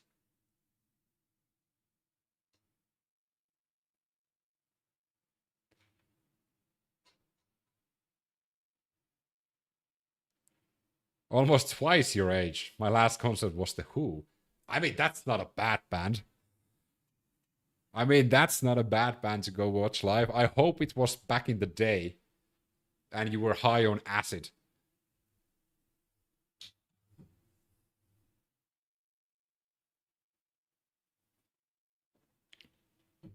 That's the only thing I hope. High on acid, speed, ecstasy. I'm not like condoning drug usage, but I mean 60s, 70s, and 80s was a different breed. And I'm kinda envious I didn't like grow up on those eras.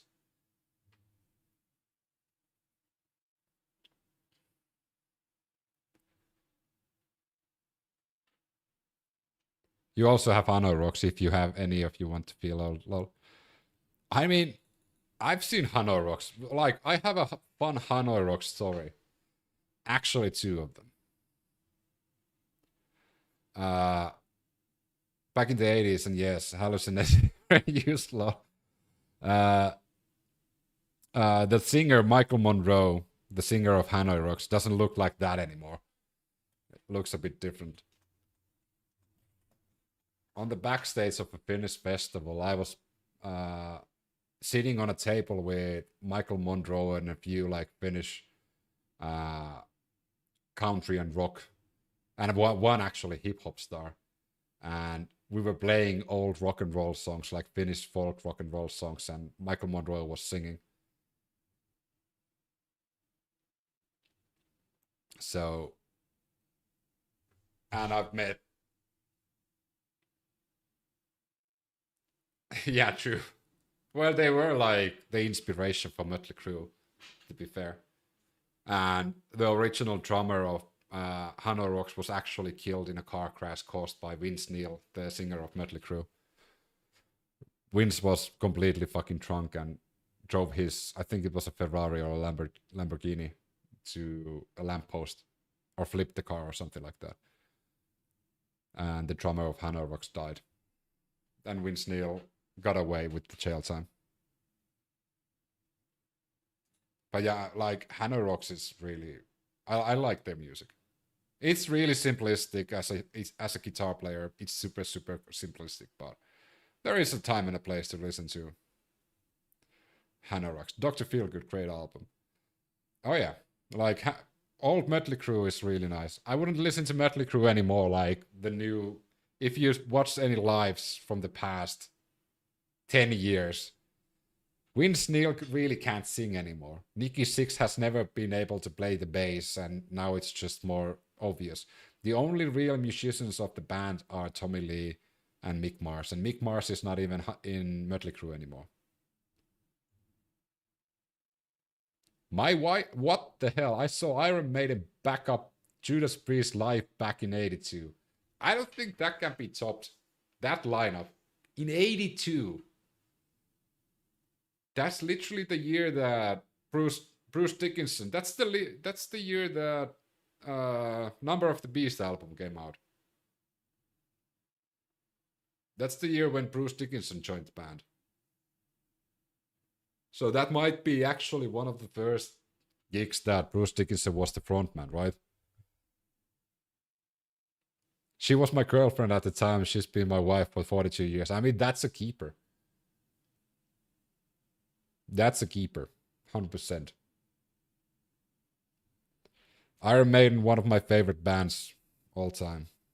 And It's one of the main reasons why I started playing. Right, Number of the Beast tour. There you go. Number of the Beast was my first ever metal album that I bought myself. And I still remember the effect of Invaders. I'm probably gonna get like Black for DMCA, but I really am eager to play some Invaders. But like when you put in, like the Number of the Beast record on, and the number one song of the the first song of the album is Invaders, and the freaking tempo of that song, and it just hits you in the face, I was hooked immediately. Like it's still one of my favorite Iron Maiden albums of all time.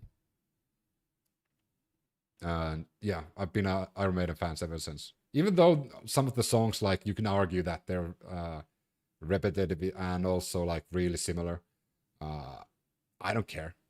Like, it's just good music. I love the storytelling. I love, like, throughout the years when they've like grown, you can hear the maturity, you can hear like their experiences. They got better and better throughout the years. So, okay, let's have a music conversation. I don't know how many of you have listened to Iron Maiden, but like, if I would make an Iron Maiden, well, let's fucking up Iron Maiden tier list, album tier list. I think I've done this before. There you go. Let's see if I can zoom in a bit. This is not my order of the list.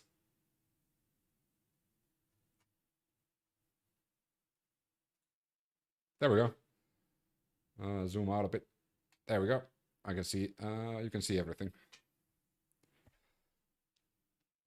Apathetic losers with too much money and too little caring for anyone but themselves should be a huge ick for everyone.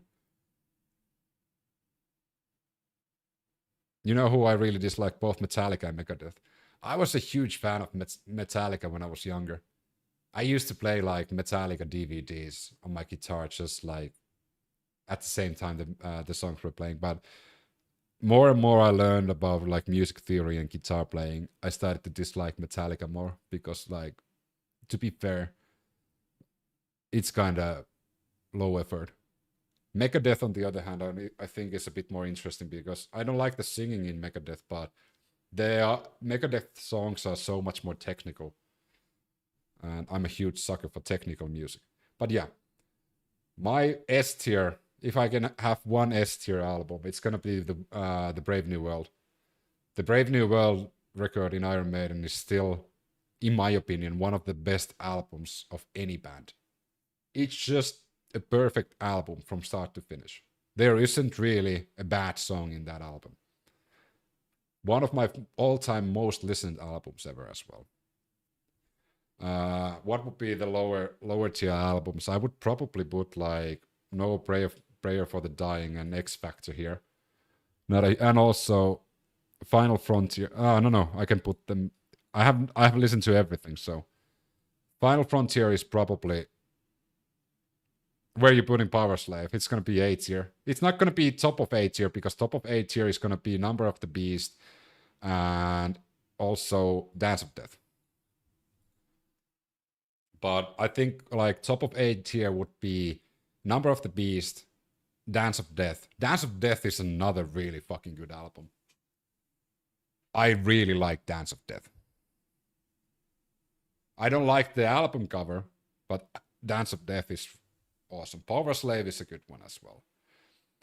Here's a bit of a hot take. I don't think Peace of Mind is a good album.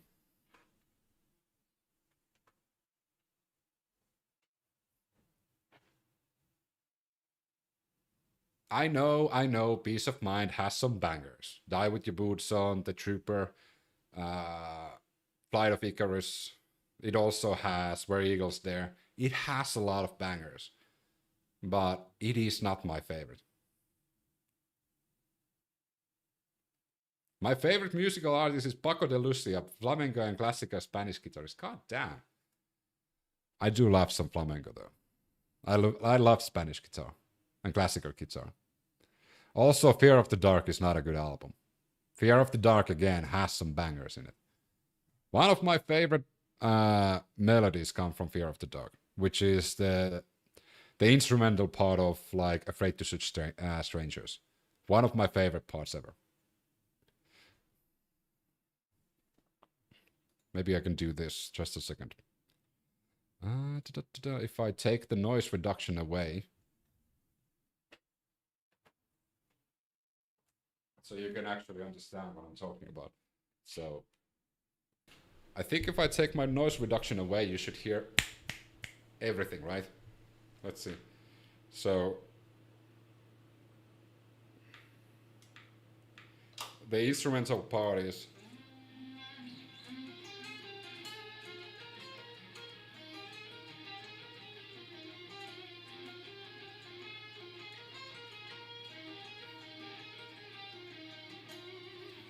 that part.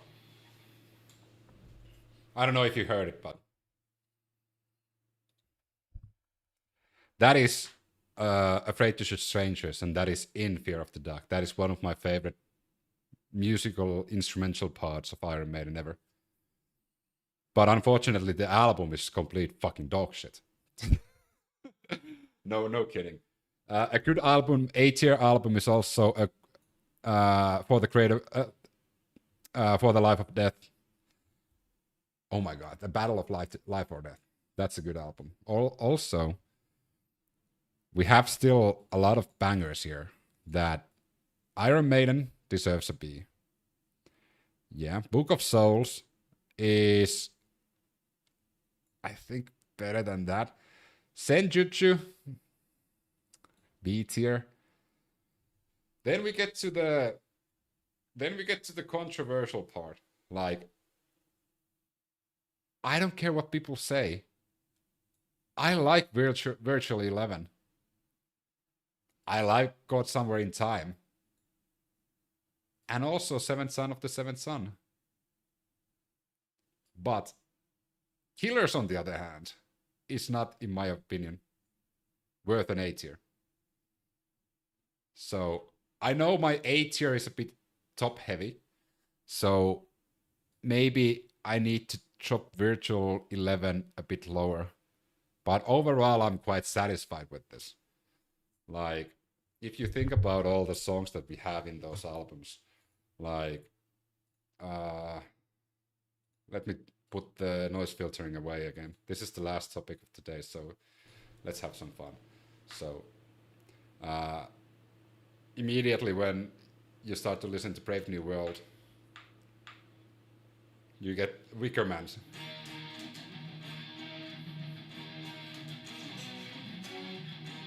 That's the first song of the album. Then you have like, on the Number of the Beast, of course, you have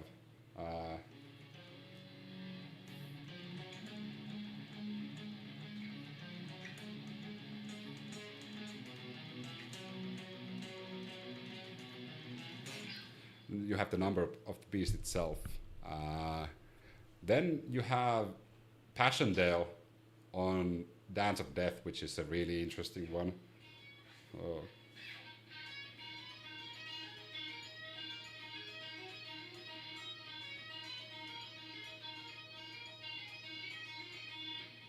It's a really complicated song from Iron Maiden. And then we have Power Slave.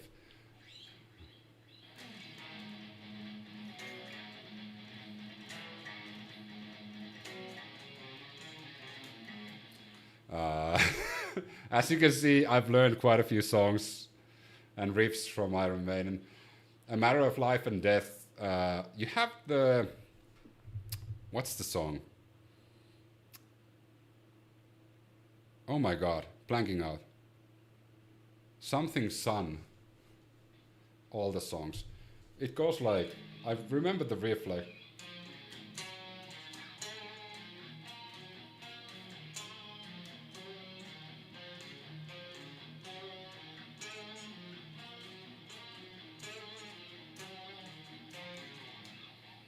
What's your favorite to play?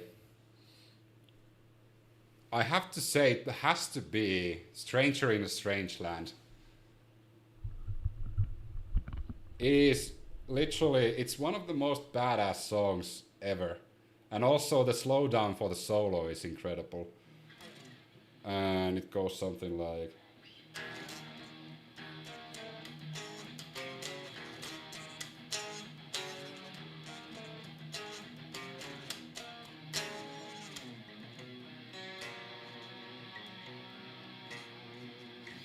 It's the whole song is just fun, and then you slow down for the solo.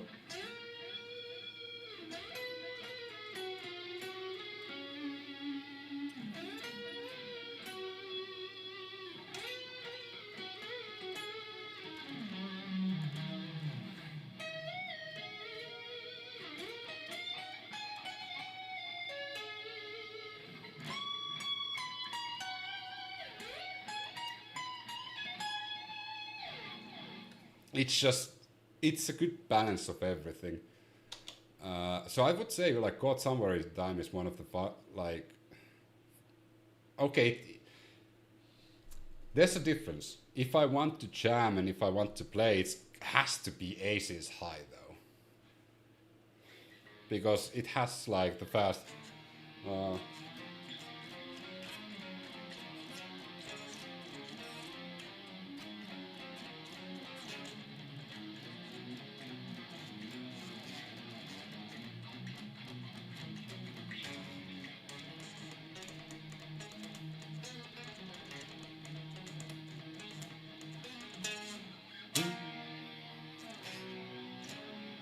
So when you play that with the drum backing track and the bass backing track, it just keeps you going. But the coolest riff and funniest, the best balanced song is probably Stranger in a Strange Land. One of the longest ones, of course, is going to be Rime of the Ancient Mariner for the Seventh Son of the Seventh Son, which is also a fun song to play.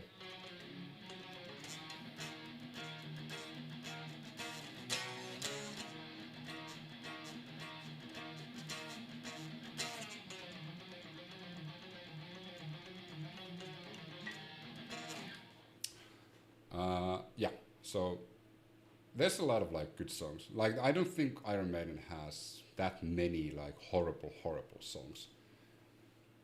Angel and the Gambler is a candidate for that, to be like horrible. The reason why we have a D tier here is because first of all the balance of the album is horrible, and second of all they have not that many like rememberable songs in them.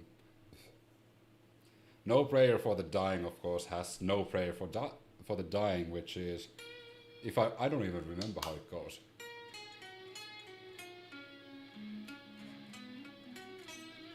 It goes like that, actually.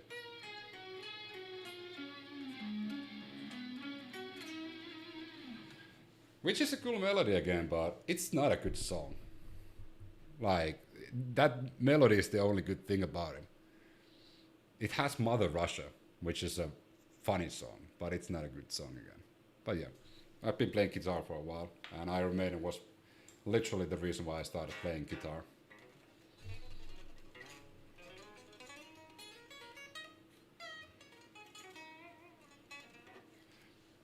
All right, I think that's a good point of calling it a day. What do you think? Thanks for everybody keeping me company and talking something else for a change than politics.